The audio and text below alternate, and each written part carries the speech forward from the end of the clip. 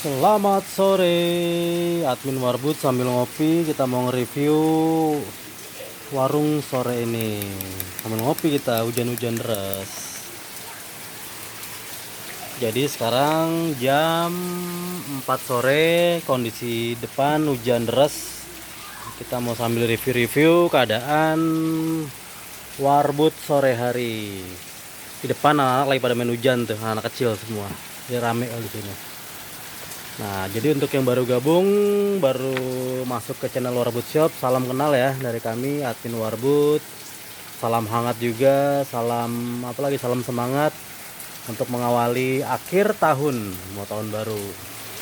Kita lihat keadaan depan dulu. Woi. Woi, woi, woi, woi. Kita hujan-hujanan. Nah, ini keadaan warung Budi sore hari. Jadi kelengkapan Warbud atau warung kelontong ini ya beginilah kondisinya. Kita bahas apa ya? Bahas bahas ini aja deh. Kita sore ini bahas tentang kalau orang berhutang di warung itu gimana ya. Nah, kita menjelasin secara simpel aja ya. Jadi tidak luput warung kelontong ini atau warung-warung manapun, warung apapun lah, atau usaha pun tidak luput dari namanya utang piutang. Utang piutang ini maksud adalah utang piutang konsumen ya atau pembeli ya. Nah, itu pengaruh banget tuh ke sebagai pelaku usaha. Jadi misalnya gini, ada di warung kami itu misalnya hutang anggaplah 100.000 ya, satu orang 100.000. Mereka bayar bulan depan tuh. Berarti kan kita ada waktu sebulan. Nah, itu kadang modal kita ketahan sih itu tuh. Sebenarnya secara nggak langsung kita malah rugi waktu sebenarnya, karena nungguin utang tuh lama berbulan-bulan. Kadang itu yang ada juga yang lebih 2 bulan 3 bulan. Nah, jadi kalau bisa seminimal mungkin, jadi walaupun nggak enak agak dilarang atau dibatasin. Misalnya ada si bapak A atau ibu A mau ngutang beras dan lain-lain, habis 100.000, bilang, Bu, kalau bisa jangan sampai akhir bulan ya, soalnya modalnya untuk diputar lagi minimal seminggu atau 2 minggu, nggak apa-apa deh. Nah, kasih pengertian seperti itu. Walaupun kadang mereka lebih galak sih sebenarnya, wah di sana pelit nih, nggak bisa hutang.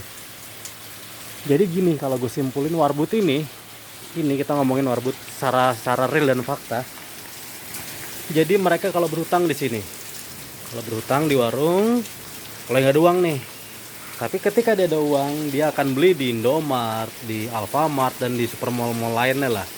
Karena apa? Mereka nggak pepet, ada dana. Cuman gara kepepet, mereka lari lagi ke warung-warung kecil, warung-warung tradisional. Kadang itu yang bikin kita modal tuh nggak muter secara maksimal. Harusnya kita bisa dengan 100.000, kita bisa muterin untuk beli barang-barang, akhirnya ketahan di satu orang. Itu baru satu orang, belum kalau 5 orang, 10 orang, banyak. Dan kita ada tiap bulan itu ada, dan kadang molornya tuh lama banget, sampai 2 bulan 3 bulan begitu. Jadi masukan untuk admin Warbud ya, kalau bisa diminimalisirkan orang-orang yang berhutang dan dikasih pengertian, dikasih komunikasi yang baik. Yang tadi kita bilang di awal, Bu, kalau bisa bayarannya jangan sampai akhir bulan ya, karena saya untuk modal muter lagi nih, gitu-gitu aja. Kita banyak kok di sini, walaupun udah begitu tetap aja ada. Yang kita sesalkan gini, di saat mereka nggak ada uang dan lain-lain, kita tahu kok semua punya kebutuhan masing-masing dalam rumah tangganya. Mereka nggak ada uang nih, mereka ngambil di sini. Wah, sebanyak mungkin, ada yang 200-300 ribu per bulannya, per ngambilnya. Bayarnya kita nggak tahu kapan. Tapi di saat dia gajian dan punya uang, mereka nggak beli di sini. Mereka beli tempat lain. Begitu tuh, kita yang bikin heran tuh. Tapi kira kepepet ke sini. Akhirnya kita bilang sama tim Warbud atau tim keluarga, kita bilang, kayaknya nih warung kita tempat-tempat orang kepepet dah. Nah, kalau kita ngomongin soal pahala, mungkin dapat pahala. Kita kan nggak ngomongin soal itu. Kita ngomongin soal bisnis dan usaha. Kita bisnis harus muter dengan uang segitu walaupun nggak besar. Karena gini loh, warung kelontong ini itu untungnya nggak sampai 30%. Paling besar kalau di Warbud ya. Dengan item ini paling kita ambil 10-15%, maksimal 20%. Misalnya, ini modal dari sana berapa nih? Ini kita jual 3,5, 3.500. Itu pun tipis. Atau rokok. kita contohnya yang simpel-simpel aja. Misal Rokomil di sini kita jual 32 sampai 33. Di warung-warung luar itu 35 sampai 37. Makanya kenapa orang selalu beli di sini. Kalau misal kamu ngutang dengan 33.000 dan bayar kapan toh, ini untung cuma 500 sampai 2.000 maksimal. Kita per bulan nungguin uang 33.000, untung cuma 2.000, kan gak masuk akal. Nah, makanya kita bilang tadi pertama harus dikasih pengertian. Terus ada lagi misalnya beras. Ini beras liter 12.000.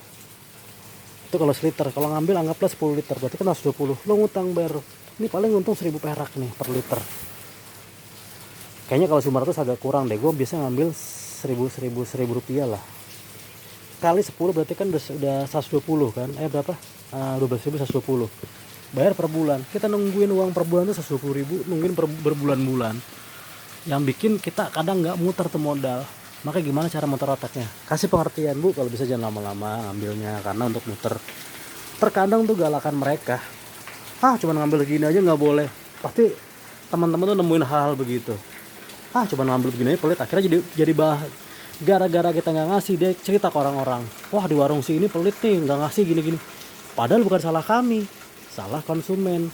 Mereka bayar nggak tepat, seenaknya, terus ngambil sebanyak, bayar kapan tahu, kadang bayar setengahnya, kadang nggak bayar, kadang lewat lah, macam-macam itu. Gue nyebut sih alibi dan modus sebenarnya. Kadang kita nggak tega, cuman gimana ya, karena kita kan pelaku usaha, jadi harus benar-benar di ngertiin. Nah gitu sih simpelnya. Jadi penjelasan singkat ini siapa tahu membantu teman-teman untuk buka usaha apapun itu, warung makan dan lain-lain. Oke, jangan lupa di subscribe, di share ke teman-teman. Selamat sore.